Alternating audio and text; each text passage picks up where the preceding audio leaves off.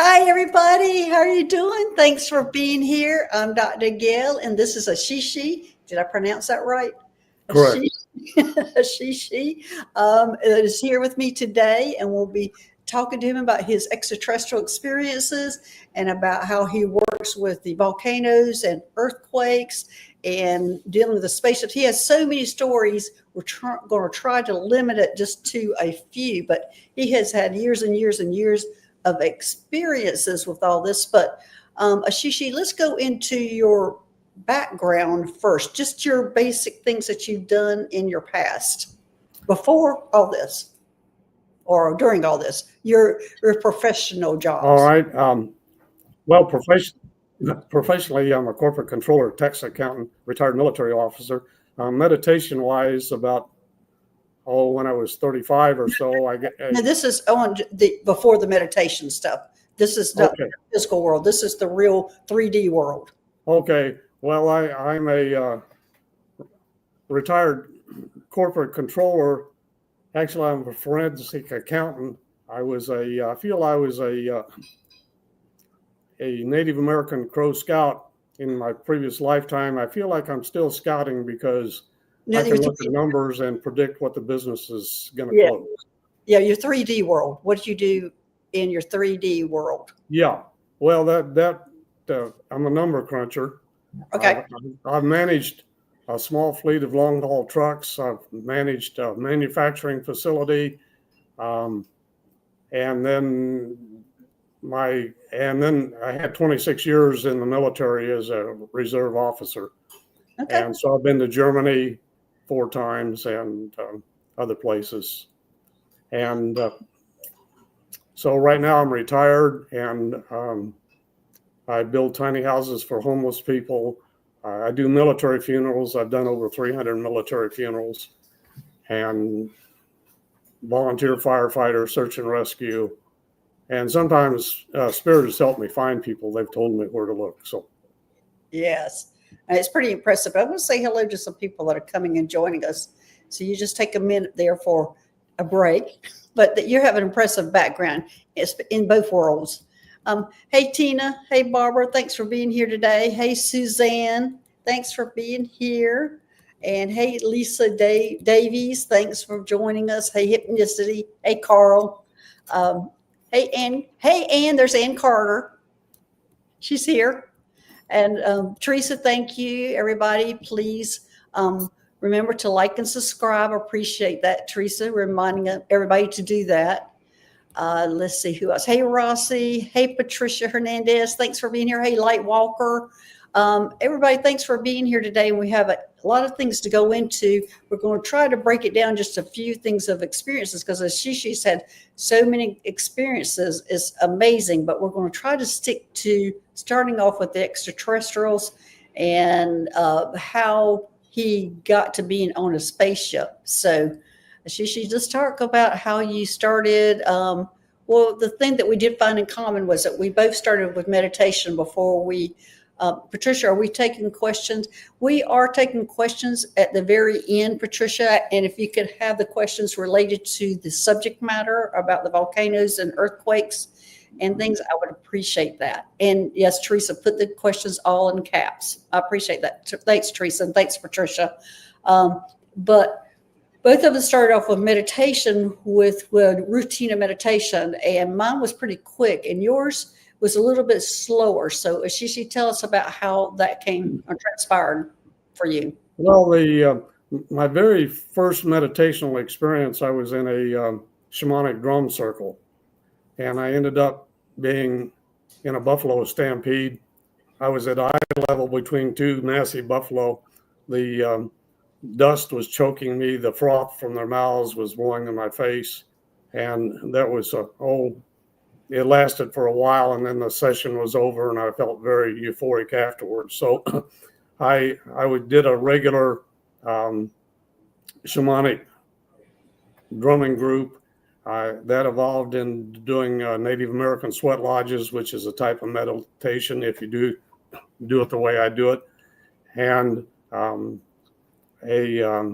white man's sun dance is a meditation period for 24 hours. And then that evolved into small group meditations, and those went away. So I began what I called a trance walk at work at lunchtime. And I had an hour, and I walked through a part of downtown Kansas City that was in urban renewal, and there were no buildings. It was the buildings had been taken down, the streets and sidewalks were still there. So it was a very protected place to walk. And I would close one eye all the time and open the other eye about every 6 steps. And I put myself in a neutral place, and then I began having visual experiences of going out of body, and eventually ended up on the ship, and things evolved from there. Okay. All right. Well, that's great. And that was very good. So the next thing is tell us about when you go up the ships and what you did, and tell us a little bit about that. That's what everybody really wants to hear about. Well, basically how it happened, I saw myself walking across the African pampas grass, and there were 2 trails merged. I was on the left side, and a black man in a long robe and a billless black and red hat greeted me. He had a staff in his hand. We walked to the edge of the grasslands. His village was there. He had a thatched hut. He took me inside, laid me down on a lion skin, and a person that I did meditation with was there also.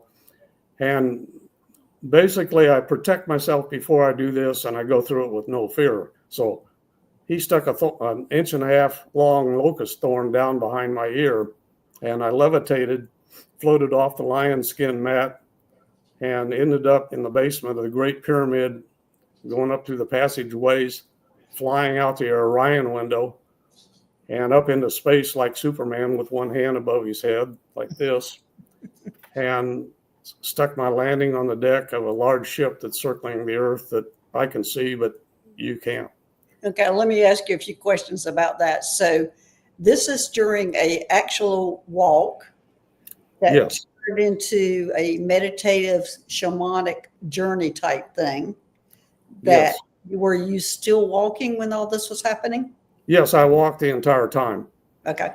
And right. As I said, I would open one eye about every 6 steps, but I could basically walk blindfolded. Yeah. So everybody, so there are different styles of meditation, which we all talk about, and this is one. Somebody's having experiences while they're walking. Of course, there's hiking, even people who are just washing dishes, things like that can cause you go in a meditative state, and these things happen. So then, okay, after you get on the spaceship now, tell us all about that. Well, initially I was given a tour, and I was taken to a room, and things appear to you in a way so that you can understand them. And so basically this room had thousands of cords going out the window, and they were attached to a panel with red blinking lights. And they said, we're monitoring the soul processes. Now I know it's probably something somewhat different, but I was shown that room, and I was told that this was a place where they were monitoring souls. I was taken to a medical clinic. I was examined.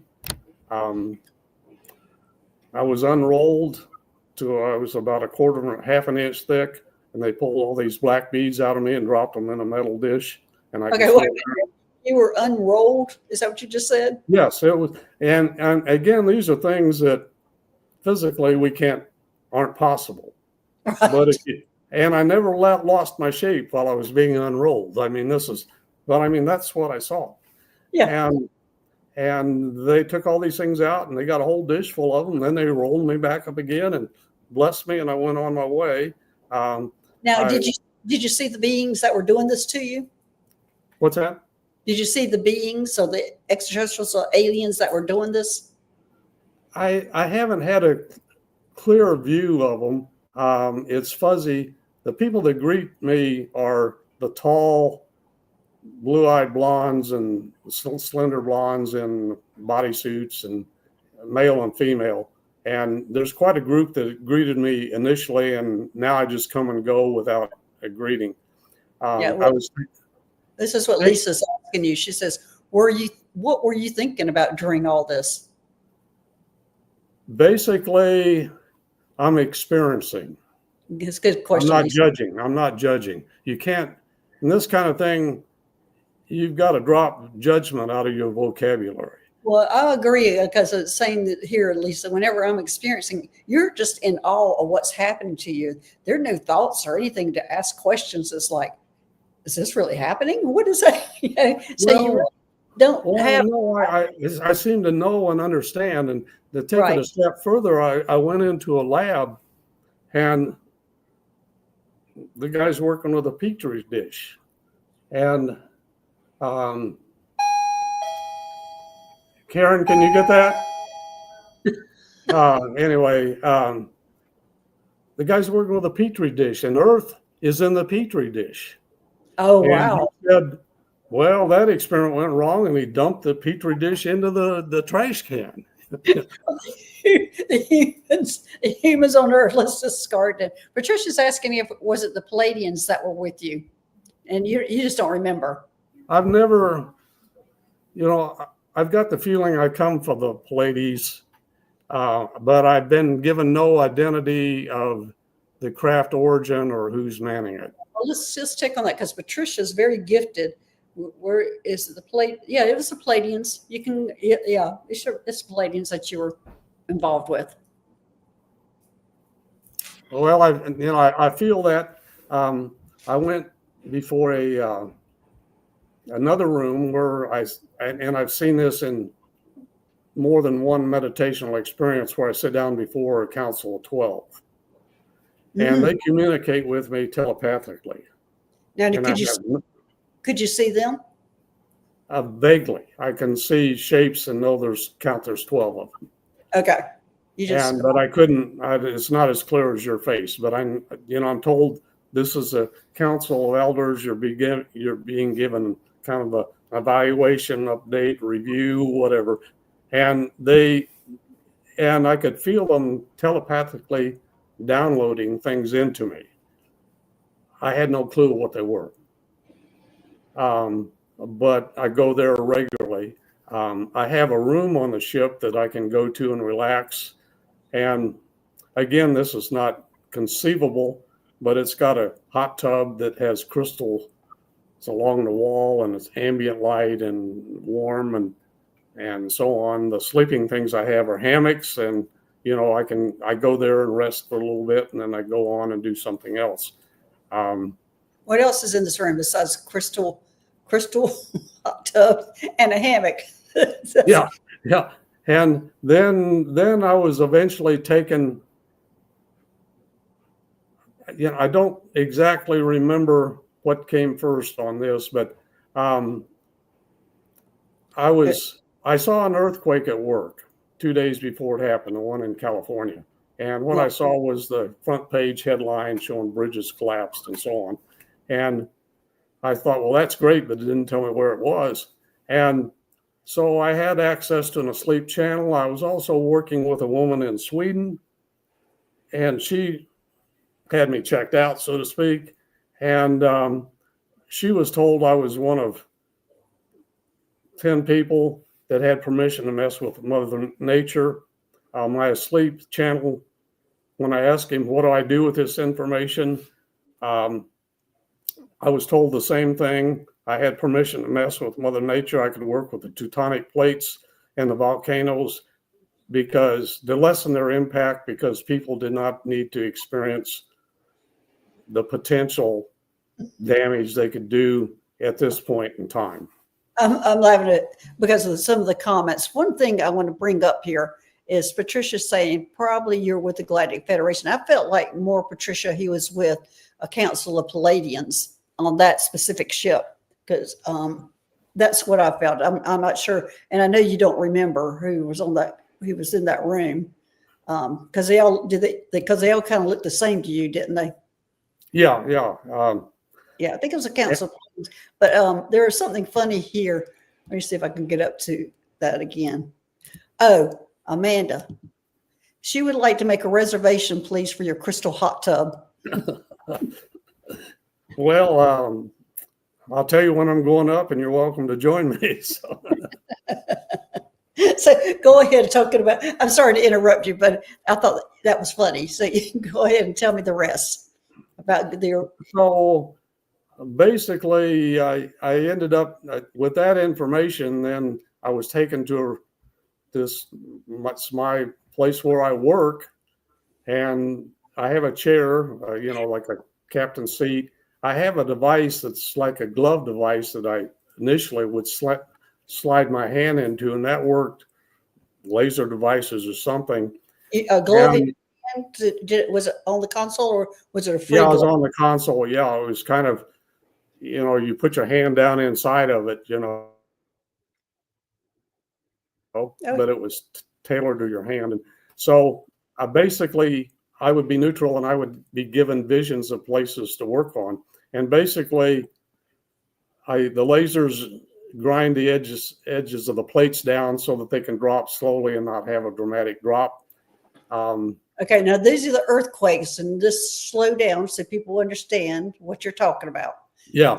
Talk about what kind of plates you're talking about. Well, you can research this on the line. I'm in Arkansas, and not far from me is the New Madrid fault line in the Boot Heel of Missouri, and it runs there all the way down to Houston. And there's this San Andreas fault line that runs through California. There's another fault line up that runs through Seattle. And there's fault lines all over the world, and some are active, and they're still finding new ones.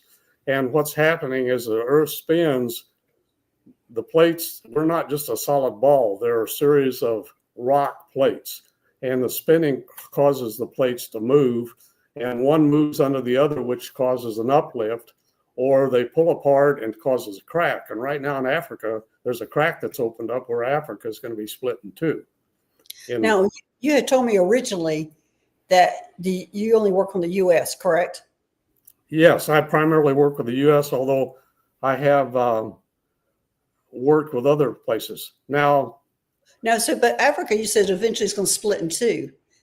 It's actually there's a gap about 100 feet wide that's opening up. It's on the eastern side, and it's not it's not in the middle, that the thumb now. And you have to understand, the North American continent used to be attached to Africa. Yeah. And it's moved apart, and it's moving back together now, very slowly. I didn't realize that. Yeah. So when do you think this will happen, that this fault line's going to pull apart? Is that going to be in our lifetime, or is that going to be within the next few years? I haven't been given any. The one in Africa, they're projecting out, it'll be 100 years or so before it floods, but there'll be a new sea that runs. I mean, it's actually there's going to be a waterway between the two sections of the continent. Okay. And you can Google it online or something. You can find photographs of it. There's a lot of information out there. Let's see. Anne's got a good question here. Do you experience any ecological shock when these encounters begin? No, I've been protected. I'm protected. I don't know. I haven't had, I don't feel the shock. I don't the things, I see the grinding happen. I see the plates sliding slowly down instead of crashing like they do, or one riding up over the top of the other, and then instead of riding over the top, it may slide down next to it.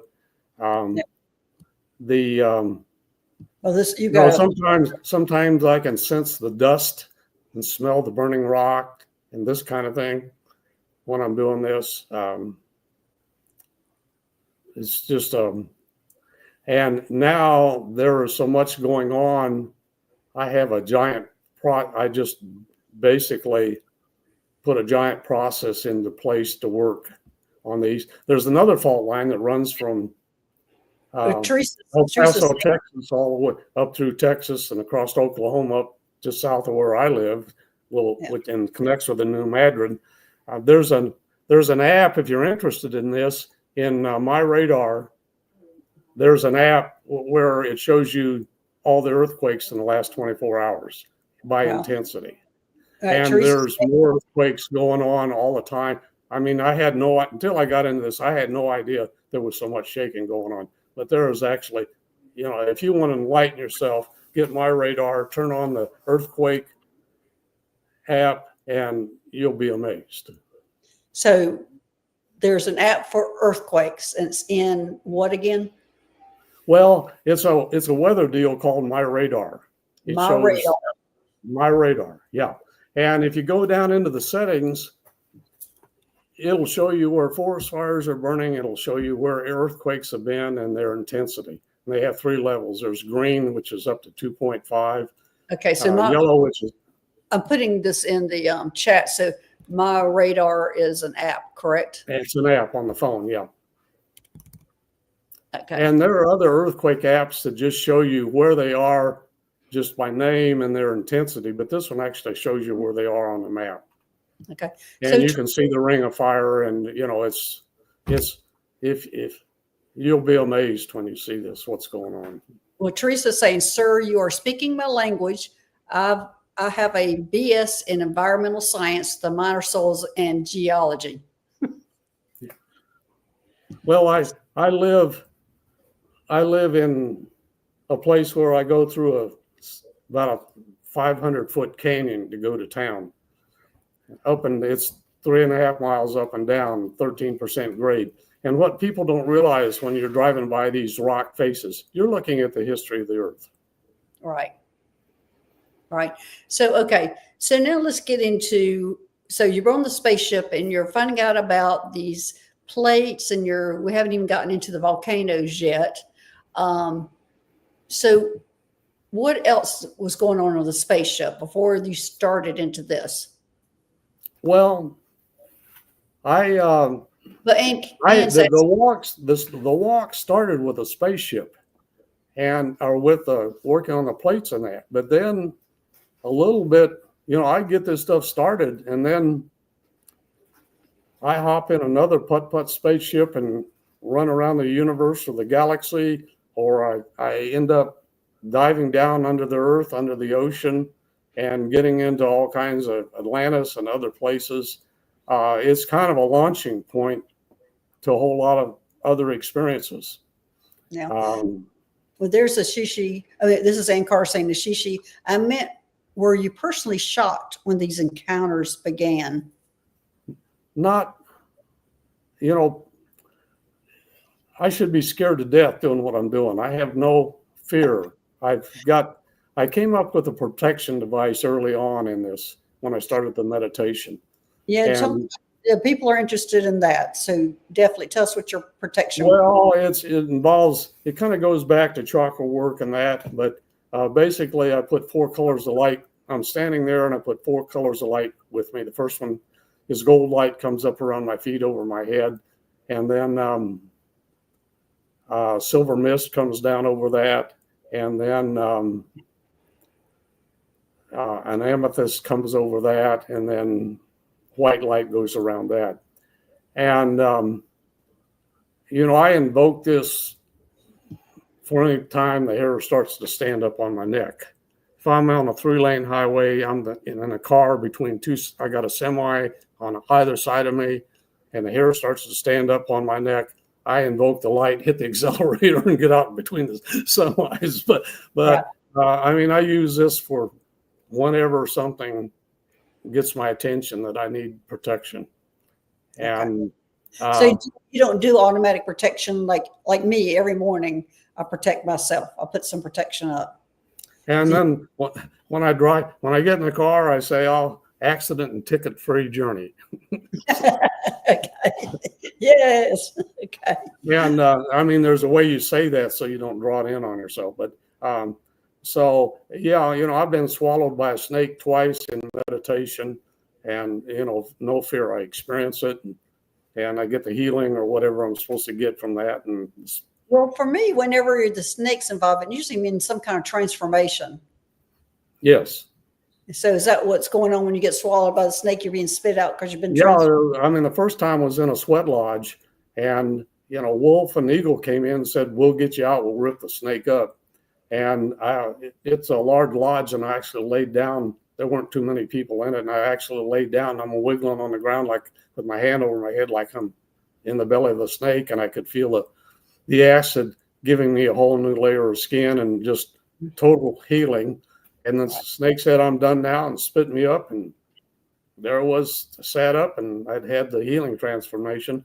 I've had my guts eaten out by a bear twice, and that was a healing because I'd had a stomach ache 6 weeks prior to that. And in the sweat lodge, he laid me down, ate my stomach out, and walked off, and the stomach ache went away. So, I mean, Patricia's saying she's had a boa constrictor swallowing her, so she's experienced that too. Hey, Gina, okay. being here. So, yeah, that's a shamanic experience. Yeah. So let's get back to the spaceship. Okay. So on the spaceship, then when you're doing your work on the spaceship, do you have any idea what kind of work that is? Well, it evolved into working also on volcanoes. Right. And I either get neutral and I see what comes to me, but there's enough stuff now out on the internet where I think the original vision I got showing me something was going to happen was to get me started. Right. It doesn't happen that way now. There's enough information out there now on the state of the different volcanoes. I take that information and I go to work with it. Sometimes I get visions of someplace to work on, and I do what I do. Well, the most dramatic experience I had was there was a volcano going to erupt in Mexico City. They said, no doubt about it, it's going to erupt. It's going to blow the place apart. And so I went to the ship on my walk at lunchtime, and I started working on it. And, you know, I don't know if you've done psychic surgery and that kind of thing. You end up with weird tools. Anyway. Oh, yeah. Well, yeah, I'm the medical person. Of course, I'm working with all sorts of tools. Yeah. So anyway, what I ended up doing, I was shooting silver bullets down into the mouth of the volcano. And I could see that. I mean, I didn't have a gun in my hand. I don't know. But anyway, mentally, I was shooting silver bullets down into the volcano. Mm-hmm. And so anyway, this thing that's going to immediately erupt the next day, you know, 3 or 4 days went by and I didn't hear anything. And then 5 or 6 days, and I found an article, and they said, well, it didn't erupt, but they saw UFOs, what they thought were UFOs flying down into the mouth of the volcano. That was me. Yeah. And so, you know, that was the most dramatic. Right now, there's a number of volcanoes that they say they've been saying for the last 6 months are going to erupt imminently tomorrow. Mm-hmm. And I'm working on them, and they still haven't been erupted. Now, the volcano there's a couple of people who asked about specific volcanoes. Let's see. The first one is Tina saying, hi, Dr. Gail, would love to know anything about the Hawaiian Islands and the active volcano. And I don't know how to pronounce that, Tina, but Kilauea. Do you know anything about that? Well, I've been to Hawaii. I've seen the volcano. I've stood and seen the lava flowing.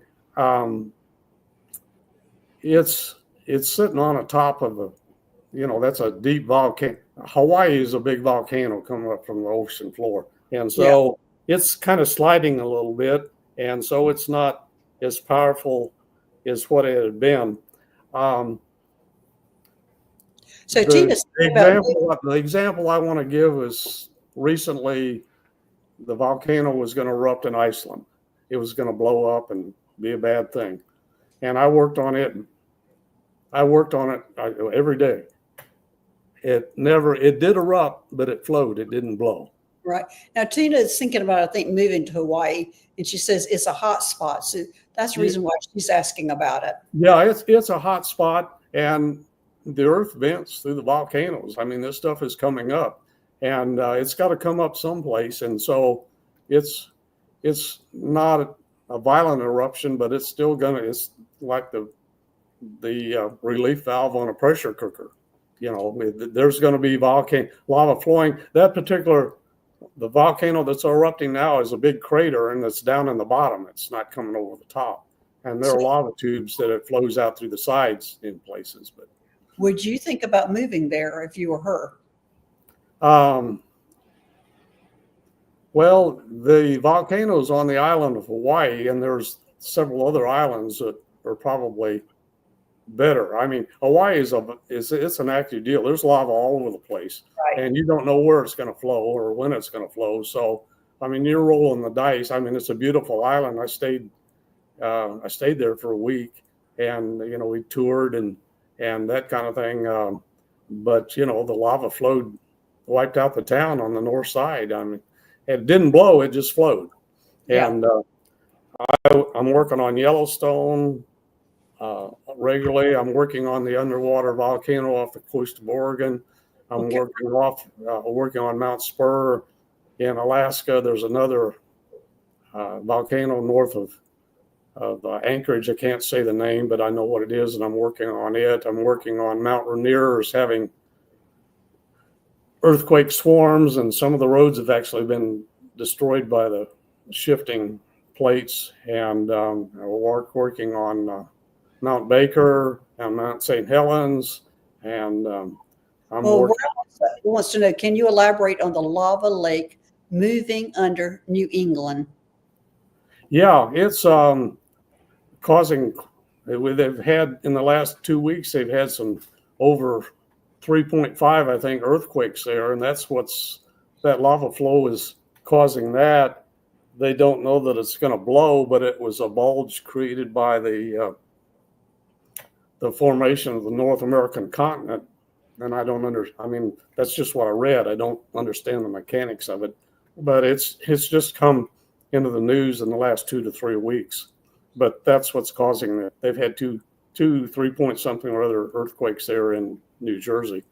And if you had my radar, you could look at the app and see those, Yeah. But Well, here's a question from Amanda. She's just saying, right now, swear to God, just got a pop up about the volcanic activity in Alaska's Yukon territory. Is all these people are very gifted psychics, so she just got that hit right now. Do you have okay. anything to think about that? Well, yeah, it's an active zone, and they've discovered a new fault line up in the Yukon, particularly, that they didn't know about, that is as bad as the San Andreas Fault or the New Madrid Fault. And it'll come all the way, if it pops, it'll come all the way down into Montana and North and South Dakota. So, yeah, it's the earth is shifting. And of course, the other thing that I'm, if I'm not working with it, I'm aware of it. The magnetic poles are shifting, and they've actually reversed where North Pole. And if we get reverse polarity, all our electronics go to they don't work anymore. Do you The 3 days of light and the 3 days of light and 3 days of darkness that are in the ancient history, they think the Earth stopped spinning and the poles reversed. All right, thanks, Wendy. She's saying it's millions of years before Africa splits, according to Google.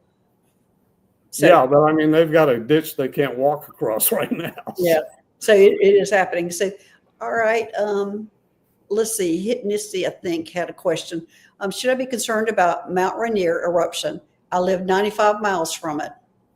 That's a good concern, Hypnisty. I'd be concerned too. Yeah, the big issue, and they've been preparing this for years, as I understand, is it gets hot enough, it melts the ice, and they have a giant mudslide off the south side, and it goes down a river canyon and wipes out everything down below. And the people have, from what I understand, a 30-minute warning if it pops to run to higher ground. So it's hard to say. It hasn't had the lava flows, but it gets hot enough and melts the ice field and creates a giant mudslide. And so you're concerned about a mudslide than you're actually, or an eruption. Yeah, that's the biggest concern. But actually, they've talked about the plates up around between Vancouver and Seattle. That if that one, that's that one could do a 8 or 9 and cause a tsunami that wipe Seattle out and all that low-lying area. So, I mean, you're living on the edge up there, and the underground volcano off the coast of Oregon is 4,000 feet down under the water, so it probably won't do a great deal. You won't even know it's happening. But I don't know. I work on that area too, the Vancouver and the Mount Rainier area. So it's a you've got to maintain a heads up and keep track of what's going on. And maybe it's time to take a vacation if things start rattling too much. So. So what would be her clue to get out of there? I mean, because I live on the East Coast and we have a lot of warning about hurricanes. So about these kind of events that might happen for a mudslide maybe to occur, and that's what she needs to worry about. Does she need to worry about a mudslide 95 miles away? Oh yeah. I mean, it just depends on how big it is, and whether you're in a drainage area coming off Mount Rainier. If you're over in the Yakima Valley someplace, it's not probably as much of a problem as if you're down on the west side going into Tacoma and that area. Are there any signs that you can give them that would say, get out of there now? I would set an intent for yourself for prosperity and total well-being, and ask Spirit to keep you protected and inform you if you need to high diddle and run someplace. You can watch the seismic stuff. I mean, all this stuff I'm giving you is in the news. Yeah. I mean, what I do about it then is me on the ship, but I'm not given advanced. I go up the ship and sometimes I get a vision of working on someplace and they'll have a volcano there. The earthquake that happened off the coast of Russia with a tsunami, there was very little warning on that. And it had to happen. There's a Russian nuclear submarine base there. It's not in as good a shape as it used to be. But that also triggered the eruption of 6 volcanoes in Russia. And so, I mean, that one is totally out of the blue. They hadn't been having large quakes there or anything. I mean, there was no precursor to that at all. And those are actually the worst kind. You get a pressure buildup and nothing happened, then you get a big blow. You having a lot of little quakes are good because things are going gradually. You're not going to have a severe quake. But they have had like 600 earthquakes or more on Mount Rainier in the last month. So something's going on there. So you need to pay attention to it. Okay, so here's Ann with a question, which is a good question because we all, I don't know if I can pull it up. It just got stuck, Ann. She wants to know, were you given any explanation as to why you were chosen to do this special missions? No.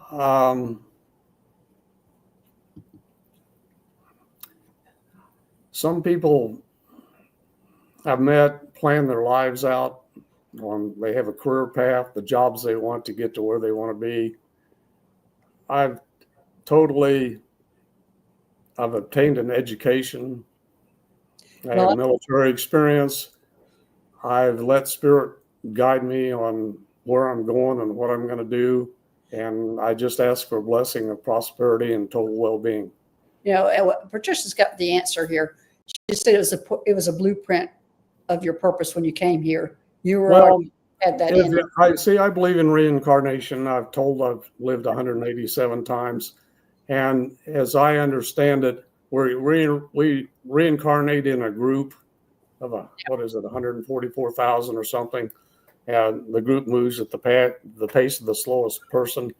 I believe that before we're born, we choose our lifetime and our parents and what we're going to do. So when you're talking, because we hear about the 144,000 all the time.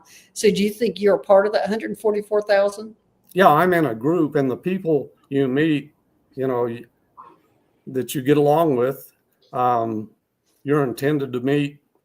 And right. So are you saying there's a different groups of 144,000? Well, there's groups of 144,000. So you have some people you can't get to first base with and nothing. They're probably not in your group. If you meet somebody like I've met you, or you meet somebody going down the street and all of a sudden you're good friends and so on and so forth. You've been together before. The people I appreciate I've been before in past lives. So Yeah, I appreciate that because I have not understood that. That makes perfect sense to me. I have never understood that because it made it sound like a lot of people think there's this special group that's 144,000, but that makes more sense. This is lots of groups of 144. Yeah. The population is Yes, groups of 144,000, that and makes they sort of reincarnate together. And yeah, that makes sense, and I appreciate that because, as I said, I have been confused over that 144,000 because so many people make it sound like it's a special group, and I have never thought of that being a special group. So that just makes it sound much better that there's a lot of them, and that's just people you get along with, and it's your kind of your family. yes, and it's the group progresses eventually. Yeah, but it moves at the pace of the slowest person in the group. So if you can help them along a little bit, go for it. Yeah, Patricia's saying the groups have different themes as their purpose. Yeah, thanks. Yeah, thank you. I appreciate that. But yeah, thanks. We're getting some great questions. Let me see who else is next in line. It looks like I've got Lisa Davies. How does your wife and or your children think about what has happened to you? That's a good question. My wife says she has a T-shirt. Her next lifetime, she wants to marry somebody normal. Oh, that's great. That's great. My children sort of aware of it, but but don't really share it, or yeah, we don't talk about it much. Yeah, right. And the same way with the rest of my family. So yes. My dad told me he came from a family that had a psychic woman in it, and he said he had the abilities but chose not to use them, and he died when he was 53. Oh, wow. Wow. And he's come back to me. I've connected with him after he passed, and so. Okay, well, let's see what our next question is. I think I got Ralph already. And let's see. Okay. Teresa says, some mystics interpret quakes and volcanoes to help the earth release toxins and negative emotions. How do you feel about that? Well, it's obviously they're here, and we're not going to make them go away. I mean, the earth is it's always evolving. Things are shifting and moving and going up and down. We're here for 100 years, or, someplace between 0 and 100 years, experienced just a small fraction of it. I was at Fort Hood, Texas on military operations, and I had to walk to where I was going. I walked across a big sandy plain, and there were fist-sized fossil snails laying all over the ground, which alerted me to the fact I was walking across the bottom of what had once been an ocean. Yeah. And so, we're here, and we think we're all powerful. We can control the earth, but we're a guest here, and whatever the earth's going to do, it's got a master plan. So. Yeah, because, the earth is another living thing, too, in itself. So, basically, the earth is recycling. The stuff drops down, it gets hot, burns up, shoot it up to the top again, and then it starts settling. And, the process just is in the repeat mode. It's in the continual recycle mode. Yeah. Well, they just gave me this vision, which I think is kind of funny. They were talking about the volcanoes. It's like your pimple popping. Yeah. I'm not sure why they just say, but it's not the most pleasant vision, but that's what they were saying. Well, so, it's just we used to, when growing up as a kid, I always thought it was something that was ancient history. I had no knowledge. And my first experience as a child was south of Flagstaff. There's Sunset Crater, which is a volcanic area. And they talked about the people had been living there and blew up and they had to leave. And so I thought, ancient history. And then I didn't realize the whole area across New Mexico and South Dakota, New Mexico and Arizona, going over into Texas. Those are lava flows you're driving across out there. We used to have a really violent volcanic activity, and it's moved and not like what it used to be. But yeah, it's a recycle process of the Earth. Yeah. All right, let's see what our next question is. Thanks. Great. These are great questions, everybody. Okay, Amanda's saying, what can we do? Could we do to help? What to visualize? So that's a good question. So she's just wanting to know how she can help heal the Earth. Well, basically, it's nice if you can get a small group of people together of like intent, because there's more power in a group meditating together than there is in one person. But basically, read the news, see what's going on in the world, and you can visualize like I'm doing. You can come join me. Take a plunger and put it on top of a volcano and push the lava back down. That's my big tool there. You can start working on this yourself. And then I've also worked on in the ship. We had a big beehive conference room, and this was during Iraq. My son was in Iraq, and we deployed peace beehives down in a number of places. And I saw the effect of that. Yeah. Okay. And so you can do the same thing. Yeah. With what's going on in the world today. Are you okay? Yeah. Okay. All right. So Denise has another thing. In other words, you can if there's some place that's got a lot of violence, put a big peace bubble down around it. Get a group of 10 people together. Yeah. Patricia's Terry is somebody who comes on here a lot. She has a group that meditates every day, and they do a lot of healing for Gaia. Sure. Okay. But Denise, this is a good question. Did the ET stop the tsunamis after the Russian quake? I really don't have any knowledge of that, other than what comes to me is it was a way of stopping something that Russia could have done, the tsunami and the earthquake. Denise, I'm getting it had a purpose, and so it was designed to affect a certain area. Right. And so the ETs have said that they would not allow nuclear detonation on the Earth. And so they normally will let us just do our thing, but I think if something comes to like that, they are going to intervene. Yeah. Denise, I'm getting a no that the ETs did not interfere with that. They just stood back and watched. And they were just concerned about the nuclear things. Yeah. Okay. Do you need a break? No, I'm okay. Okay. All right. Let me see what the next one is. Need a sip of water or anything? No, I'm good.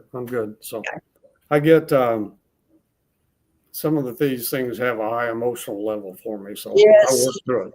Yeah, and I experience the same thing with some of the missions I do. It's hard to talk about without getting emotional. So let me see what the next question is. I just want to make sure you're okay to continue. Yeah, I'm okay. All right, if I can get my scroll to work. Come on, scroll. Seems like every show I have, it'll start having issues with me on scrolling. So anybody, if I missed your question, my scroll is messing up now, and it's not. So I'm going to go down. Yeah, I can't get it to move. Oh, wait a minute. There we go. Okay. Linda, she's saying, do the people in Oregon need to get anything from the actual Mount Volcano? Do you know anything about that? I don't know it by the name. I don't. Is that the underwater volcano off the coast, or is that there's a string of volcanoes that go down from up into Canada down. You got Mount Baker, Mount Rainier, Mount St. Helens, and there are several others. And when I was on Mount Rainier, you could look down and see them sticking up down the coast. I think you just need to monitor the activity in your area and pay attention to whatever warnings. If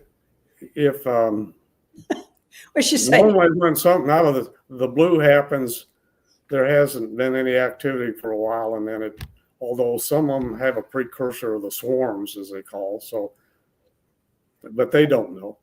Yes. Yes. Okay.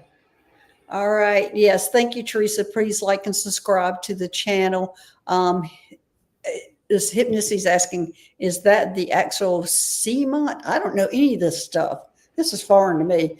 So, Ashishishe. Well, there's a ridge off the coast of Oregon, and I think the bottom is about 4,000 feet down. And there are small, it's gassing off and releasing bubbles and heat. There's been no major lava flow, although they were predicting that there would be a major eruption, but again, it'd be contained by the ocean.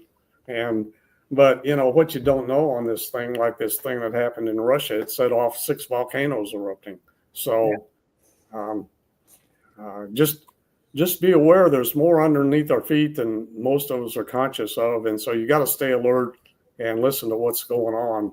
And and then ask to be protected and be given psychic warnings when it's time to do something. And I've quit 1 or 2 jobs, but most of them, when my work was done there, I had some unusual circumstance where I left. And so spirits guided me. If I'm someplace I'm not supposed to be, then they'll do something to make a change. So. Oh, definitely. All right. So here we got another question. Lisa, at what age did you experience the event that triggered your current journey? You're such a dear man. Thank you for sharing with us. That's sweet, Lisa. So what age did all this start for you? Well, I've had, when my dad died, he came back to me and we touched hands, and there was I call it a nuclear explosion of light. And I've had dream things that have tweaked my, ever since I was a kid. What I about didn't get into with a spaceship? Let's just talk about the first. The ship came. I was meditating with 2 women in Hallmark cards, and we were very close, and we ended up in King Tut's tomb, and we did a number of things together. And then it was time for that to eat. Well, when I came back from one of these meditation sessions, and the sales manager was a short lady. She had a Ford Taurus with crank windows. And I got out of my car and started walking across the parking lot. She stopped her car, leaned across the seat, rolled the window down, which I know is hard for a short woman, and asked me where I'd been. She says, "You're glowing." Wow. Okay. So anyway, that group went away. So I felt the need to meditate. So I started my walk. And I had no agenda, destination other than to walk and get quiet. And it was uphill. So I got deep breathing. You talk about deep breathing as part of meditation while I'm walking up a pretty good sized hill. So I'm breathing real deep. And so it just evolved. I had no destination in mind when I set out. I just made myself neutral and let spirit guide me to where I needed to be. All right. And so how many years ago was that? Oh, let's see. Probably 20, 30 years ago. And then how many years has it been for you to be working with the volcanoes and earthquakes? Well, that started about that time. Let's see. I haven't done a backward time calendar. I guess I need to do that. 2000, 13 years. That'd be back in the 80s and 90s. Okay.